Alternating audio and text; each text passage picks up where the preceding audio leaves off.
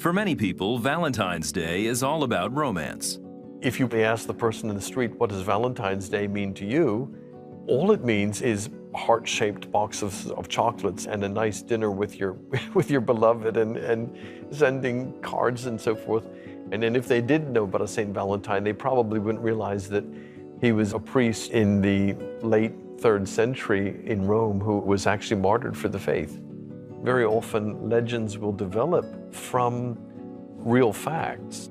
There's that little phrase in J.R. Tolkien's Lord of the Rings where he says, history became legend and legend became myth. The legend of Saint Valentine is a story that is rooted in fact. There are 3 stories surrounding him, and they all agree on a number of issues. It seemed that he was born in 226 in a tiny little city called Terni in Umbria in Italy, and that he was either a priest or a bishop. Valentine apparently lived during the reign of the Emperor Claudius II. He's sometimes referred to as Claudius Gothicus. Now, this emperor did not reign for very long, maybe a year and a half. Rome at this point in time was really a cesspool of immoral behavior. Pedophilia was rife. Sexual promiscuity was rife.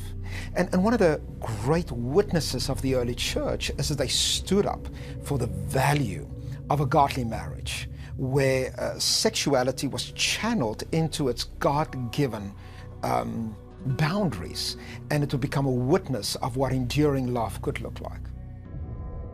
During his reign, Claudius issued an edict that made marriage illegal. There was an invasion of Goths towards Rome, and they needed a lot of people to go to war.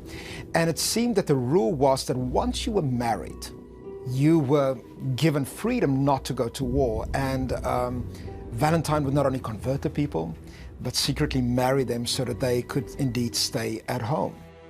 Valentine was arrested and brought to Rome. While he was being held captive, he presented the gospel to his jailer, the judge Asterius. So the judge said to him, well, if this indeed is true, I want you to prove it. And he brought one of his adopted daughters, who happened to be blind, the one legend says. And what happened is that Valentinus, or Valentine here, laid his hands upon this girl, and she was healed immediately.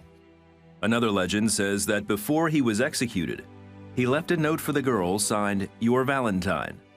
Some say this led to the practice of sending Valentines on February 14th, the day he was beheaded.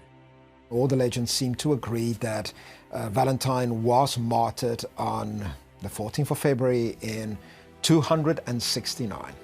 Therefore, that was the day associated with him when the church would celebrate and thank God for his life. So Valentine's Day didn't start out as a romantic holiday. We do need to recognize that this day, the 14th of February, was already connected with Valentine from the 4th century, already from that time onward. And right from the beginning, this celebration had more to do than just a celebration of romantic love. And the church's commitment to Valentine to honor this example of Christian marriage and sacrifice and martyrdom and the healing of other people and the spread of the gospel was from the beginning a commitment to what Christian marriage could be like in our world and the message that it brings to a broken world. Valentine's Day represents more than flowers and candy. It's about what's in our hearts and the heart of Christ.